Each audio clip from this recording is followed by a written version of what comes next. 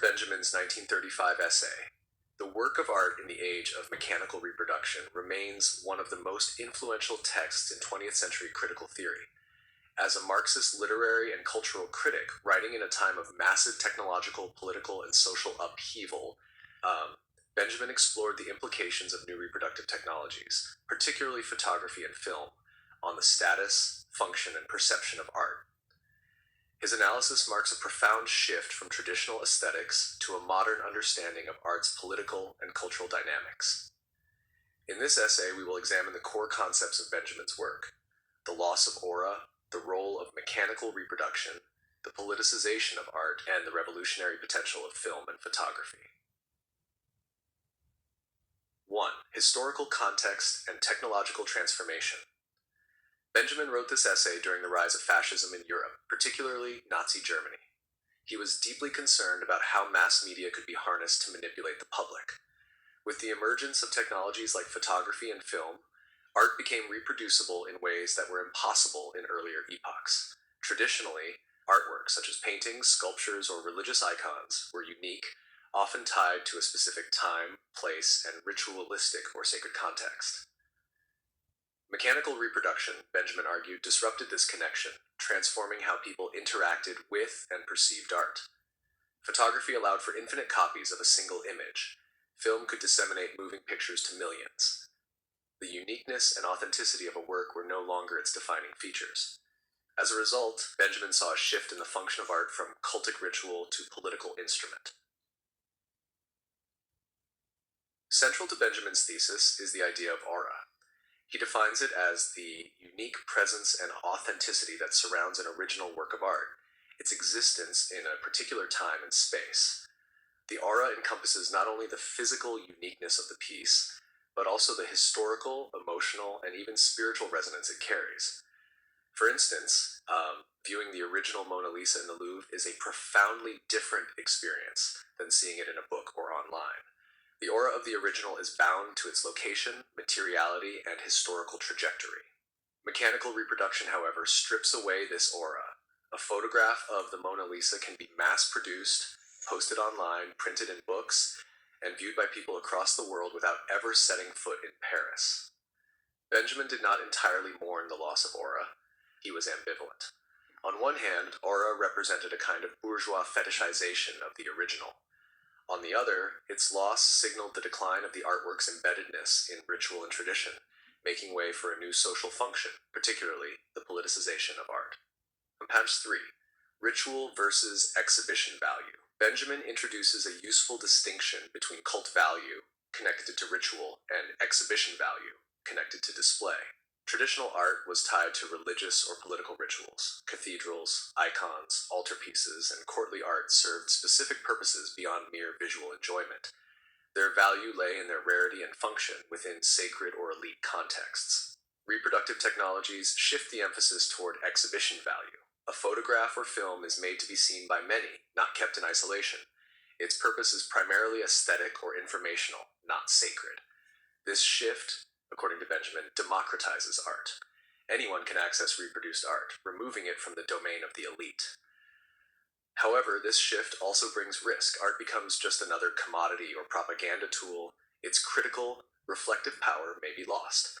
The masses can be pacified with endless streams of consumable images, potentially dulling their political consciousness. At 4. Mechanical reproduction and the masses. Benjamin viewed the mass accessibility of reproduced art as both an opportunity and a danger. On one hand, reproduction can liberate art from hierarchical structures. The masses, no longer reliant on the elite or religious authorities, can interpret and enjoy art on their own terms. Film especially holds the potential to raise consciousness, allowing viewers to engage with reality in novel ways.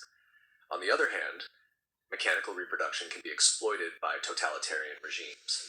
Benjamin warns that fascism seeks to aestheticize politics, turning war, militarism, and nationalistic fervor into spectacles. Propaganda films, choreographed rallies, and glorified images of power serve to manipulate the masses into compliance. In contrast, Benjamin hoped for the politicization of art under communism. In this vision, art would not seduce or pacify, but provoke, educate, and empower people to recognize and challenge oppressive systems. 5. The revolutionary potential of film. Benjamin was particularly fascinated by film, which he saw as emblematic of the age of mechanical reproduction. Film represents a fundamental break from traditional art forms because it doesn't just reproduce an artwork, it is a product of mechanical processes. Each frame is a mechanical imprint. Editing and montage manipulate time and space. Film challenges perception by showing the world in ways previously impossible. Extreme close-ups, slow motion, fast motion, parallel action, and more. These techniques allow viewers to re-experience reality with heightened awareness. Just as Freud unearthed the unconscious in the mind, Benjamin believed film could uncover the optical unconscious of the visual world, details and movements too subtle to be seen without technological aid. Importantly, film's collective reception, viewed in groups, in public cinemas, creates new forms of social experience. Unlike traditional art, which demands reverence and silence, film invites critique, commentary, and discussion. In this way, it becomes an arena for collective political reflection. And 6, the decline of the authoritative gaze. In traditional art, the artist was seen as a solitary genius whose unique vision gave the work its value. The aura of the artwork was closely tied to this figure. Mechanical reproduction, however, undermines the singular authority of the artist. The reproducibility of images weakens the notion of authorship and originality. In film, the author is not one individual but a collaborative team: director, editor, actors, technicians. Moreover, the viewer now plays a more active role. Rather than submitting to the authority of the work, the modern viewer engages critically with it. This democratization of the artistic process destabilizes long-standing cultural hierarchies. But again, this is a double-edged sword. In the wrong hands, it can lead to cultural superficiality and manipulation. The aestheticization of politics. One of Benjamin's most chilling insights is his warning about fascism's tendency to aestheticize politics.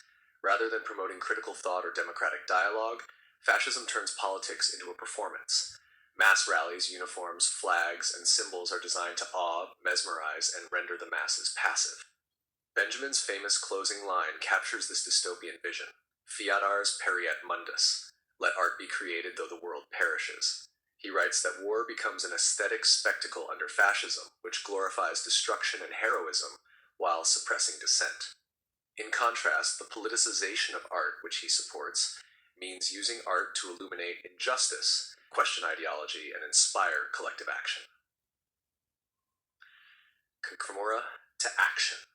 The work of art in the age of mechanical reproduction is not just an essay about art.